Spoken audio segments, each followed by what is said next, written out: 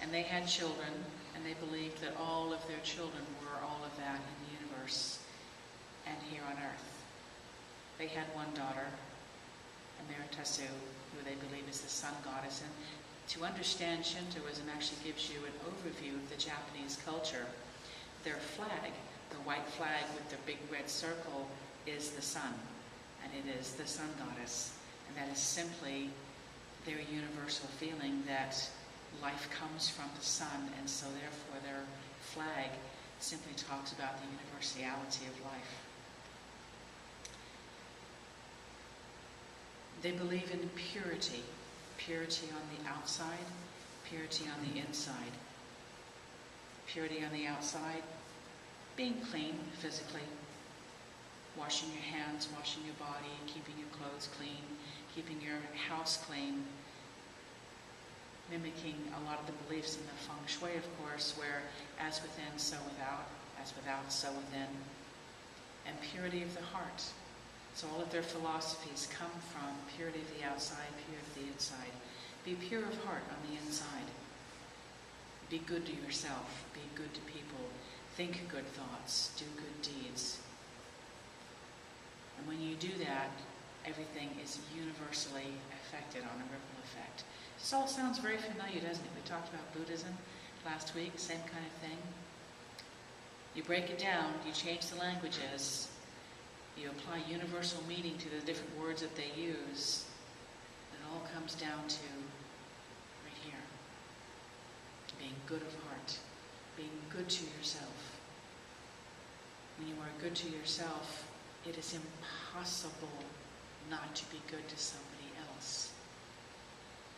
Think about that for a minute. When you're losing your temper or being sarcastic or saying something short of temper or unkind or gossiping, that is only a reflection of what's in here. And so one of their sayings is, look to anybody in front of you as a mirror. Because we know that whatever is in here, as we look at somebody else and we start seeing them and describing them, how we see them and describe them and feel them is how we feel about ourselves. If I look at you and I see somebody who is unkind, I have unkindness in here, and so that I see it with my physical eyes. If I see only kindness and love in here, I would only see kindness and love in somebody else. And so if somebody is acting to you unkindly, don't take it personally. Understand this is simply how they treat themselves and how they speak to themselves. Send them love. You hear me use the phrase all the time, non-judgmental discernment. Discern and choose who to be around based on how they treat themselves. And if they don't treat themselves well, they cannot possibly treat you or anybody else well. So you may decide to perhaps discern not to be around them, but do it without contempt, without judgment. Simply say, that person needs love. The love and the light of the universe, so that they can learn how to love themselves better. And I may decide not to have lunch with them every day. I may decide not to live with them anymore. I may decide not to work with them anymore, or to ignore their texts, because I'm discerning not to have my energy and their energy overlap while they are in such a state of non-self-love. But I send them love, and I keep on sending them love. So hopefully one day they will receive that love and take it into their own heart and start generating that non-judgmental discernment. It's the one philosophy you need. Love of self and non-judgmental discernment. So when I look at the beliefs in Shintoism, and I'm sitting here and I'm reading their prayers, and I'm reading the things that they say, and I'm smiling to myself because they're saying everything that I say here, just with different words.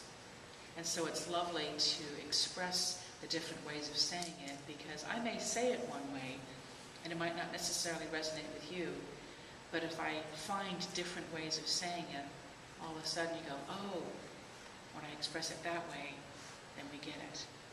And so we keep on expressing this same sentiment from different angles.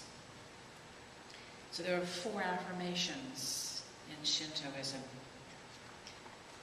Family and tradition. The family is the main mechanism by which traditions are preserved. So even though I am not what I would call a practicing Christian, that was my family tradition. And so we celebrate Christmas and we put up a tree, we have a turkey and open presents. And it's not the things that we are practicing, but more for me, it's about having a reason to gather with children and with sisters and with brothers and with parents and grandparents, and to put on music that we all sing along to and set that time we set up the tree. It's about bringing the family together. It doesn't matter whether you're baking chocolate chip cookies or painting a bedroom. It doesn't really matter what you're doing. Family and traditions, bringing people together, a sense of oneness and that sense of safety. Love of nature. We could use a lot more of that, couldn't we? We were just having a discussion about the closing of San Onofre because it was unsafe a year ago. I didn't actually realize that it had closed. But a love of nature, so that we can understand that as that oneness is in us, because we are creations of an anatomical form, atoms making molecules, molecules making cells, cells making tissues, tissue making organs, and organs making the organism, so is everything else that is organic. They have that oneness in the center of their atomic level as well. And so to disrespect nature would be to disrespect ourselves. Physical cleanliness. It is not just a matter of washing your hands when you leave the restroom, but it is the act of cleanliness. The physical act creates the mental act. And many, many religions talk about showering and being clean and being clothed. It is the ritual of saying you're purifying yourself as you do the physical, because the mental, the spiritual, and the physical are all one. So it doesn't really matter which one we're doing. By doing one, we affect all of them. We constantly want to be in a practice of purifying ourselves of anything that does not serve us on our journey to enlightenment as sentient beings. As we talked about last week, the Buddhist philosophy says we are all sentient beings on our path to enlightenment, to spiritual journey, to nirvana. It doesn't matter how you do it. It doesn't matter what pace you are, whether you do it by yourself or in a group. We're all on that journey. And then a festival. I guess they're saying a festival to honor the spirits, to have fun. So family of traditions, love of nature, to be pure of heart, and to celebrate life. I bet we could look at every single religion and find some place in every one of them where there is something similar in there. Their ethics is purity and purification. The 10 precepts of Shintoism: do not transgress the will of the gods. Well, if we're one, if the gods are us and we are the gods and everything is one, do not transgress even our own will. And that means if there is something that is inside our personal sovereignty, this is how I'm interpreting this, to not even go against our own personal sovereignty. How many of you have said, I really don't want to have lunch with that person today, but I better? When you transgress your own personal sovereignty, how can you possibly have respect for somebody else's sovereignty? If you don't have boundaries and self-love and dignity for yourself, you cannot possibly do it for another. Do not forget your obligations to your ancestors. And I think to me this is about tradition and family, because we do inherit our ancestors' DNA. How many of you have heard maybe your mother or your father say, oh, you have your grandfather's sense of humor, you have your grandmother's knack for gardening. Okay? We inherit aspects who we are from them. And so we respect that and we honor that we have an innate ability to know how to do something without having to learn how to do it, because we inherit that knowledge. And so we respect our lineage.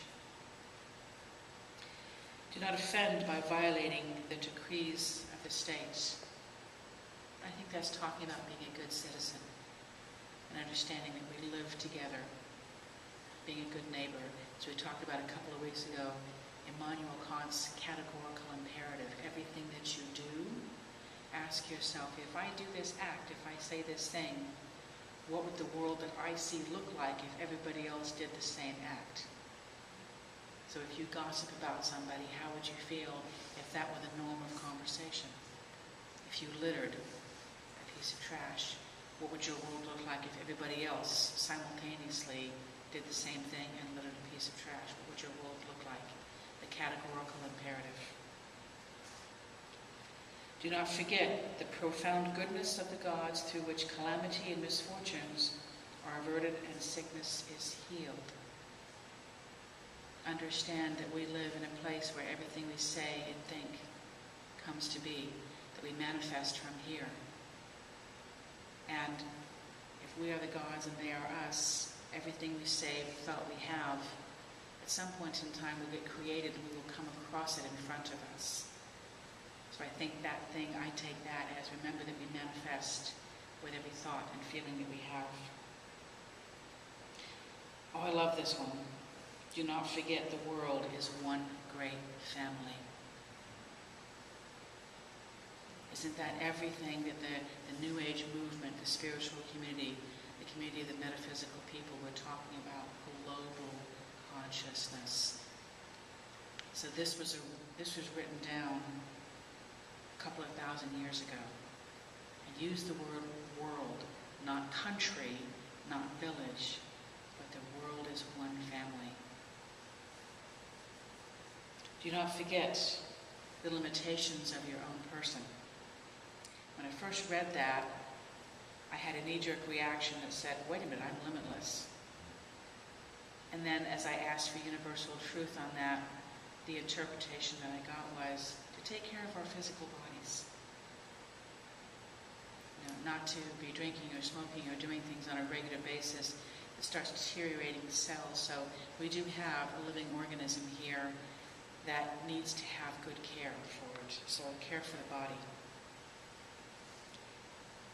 Do not become angry even when others become angry.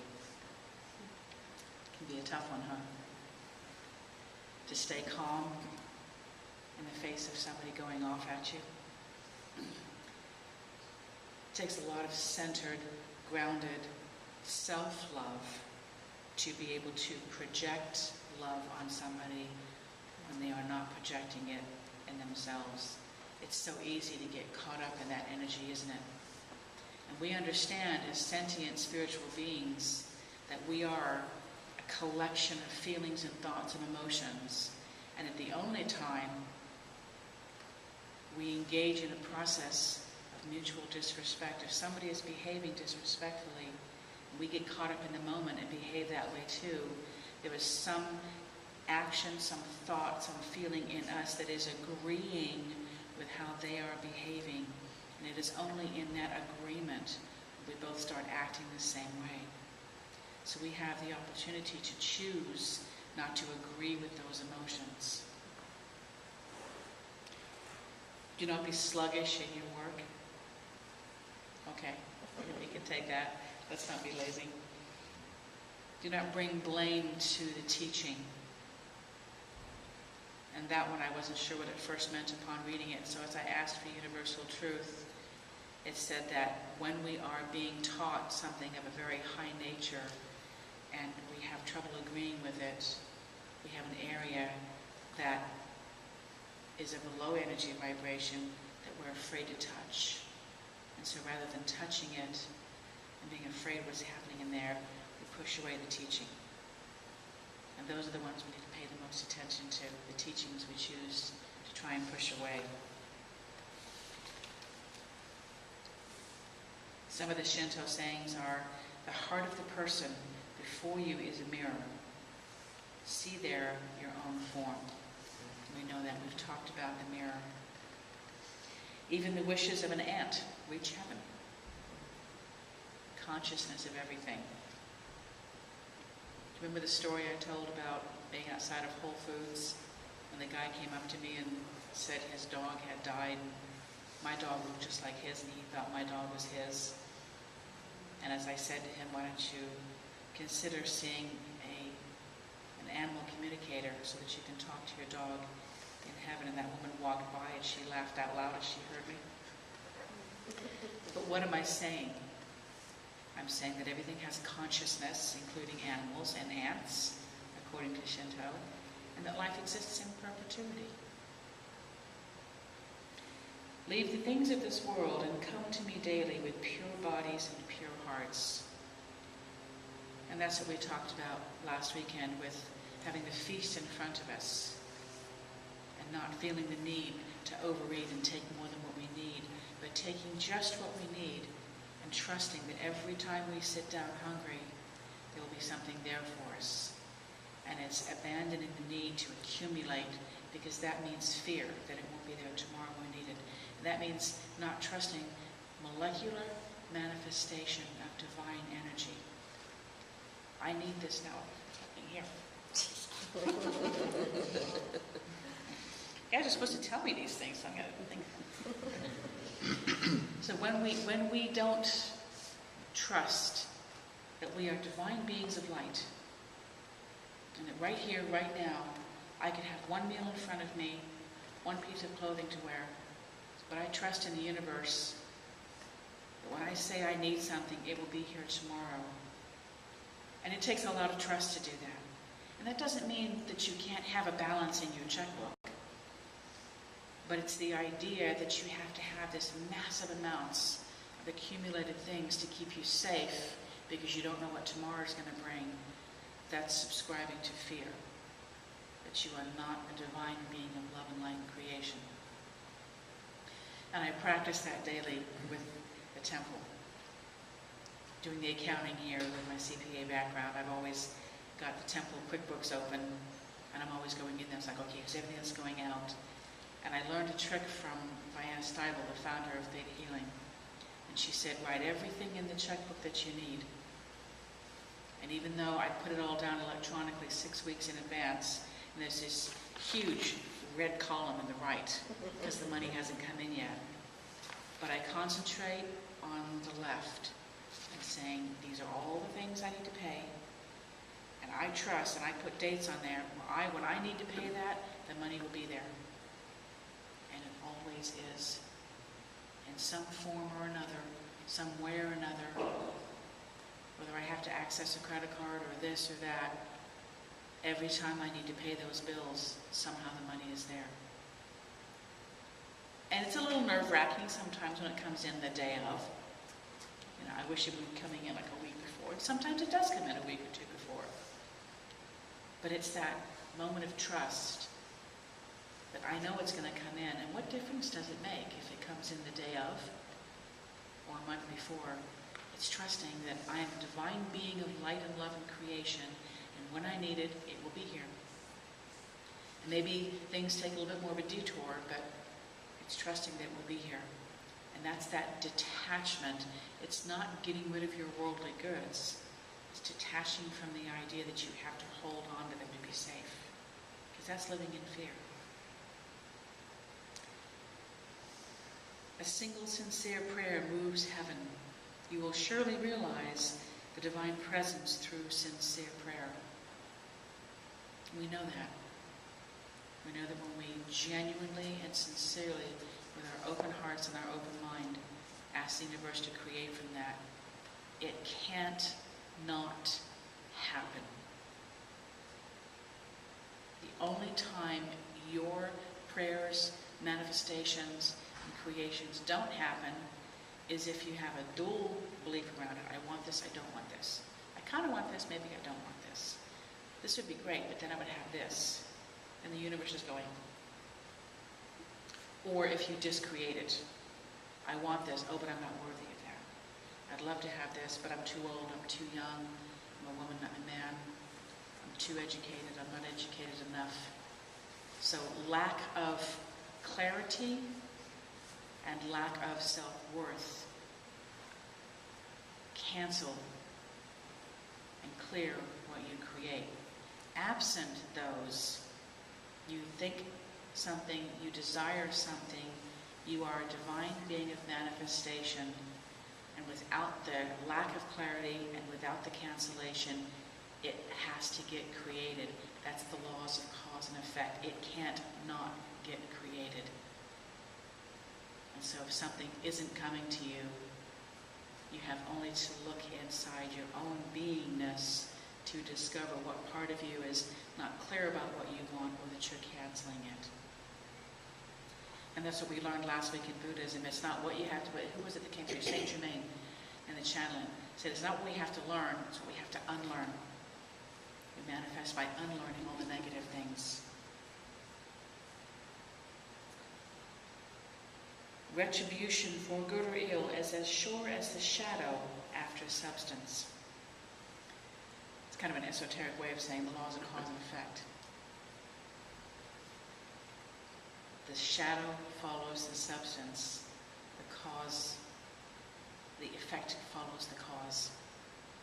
Everything about your life is the law of cause and effect. It's a great responsibility. We do it without self-blame. It's not, oh, I created this, I'm stupid, I did this. It's just, you know what? This is what I was thinking. This is who I was at the time. These were the thoughts that were in my head. I was afraid, or I was this, or I was that. Just clarity. And so therefore, I thought this thought, and this got created. I don't really like what got created, so let me see what I can think instead. Non-judgmental discernment, again, even for yourself. Don't judge that which you create, simply discern whether or not it's what you want. Manifest what you want, not what you don't want. To be good is to be pure. To commit evil is to be impure. Again, just coming back to self-love, you can't commit an impure act if you're not impure in your heart. To admit a fault is the beginning of righteousness. I think that's really just getting out of denial. The first and surest means to enter into communion with the divine is sincerity. If you pray to a deity with sincerity, you will surely feel the divine presence. Just know what's in your heart. Know in every second of every day that you are worthy of asking for something wonderful to come to you. You are a creation of divinity. You cannot be anything other than worthy. So today, February 3rd, is the Shinto celebration of their new year. It's called Setsubun, and they believe that today is the day when the veil between the living and the dead are the thinnest, much like El Dia de los Muertos that we celebrate October 31st with the Hispanic community and Halloween. So different places in the world believe in the different shift of those energies. And so they understand that there are such a thing as spirits that are not in physical form. And they call them evil spirits, but we all know that there are no such thing as evil spirits. There are those consciousnesses that no longer have a physical body, that have forgotten their light. There is no such thing as a dark spirit. There is only light spirits that have forgotten that they're light. And if you come across a spirit that has forgotten that it's light, call it a dark spirit if you want to, remind it that it's light. Send it into the light. And so they actually understood that there was a veil, and at certain times of the year, with certain seasons and movements, that veil could become thin. They didn't know at the time they could send it into the light, so they threw things out the door. They call them lucky beans, and they put gold and silver, and they throw these beans and they throw them out the front door, and they're casting out the evil. And they're simply protecting themselves from these beings that they thought were dark. And there's a lot of family traditions and in all of the shrines throughout Japan. So today they're celebrating that, where they're throwing all of these bean ceremonies, and there's even some cross-dressing. The young dresses old and the old dresses young, and they even will do male-female trans over. But it's all about fun and celebration and food and music and lanterns and casting out the evil and remembering that they're pure.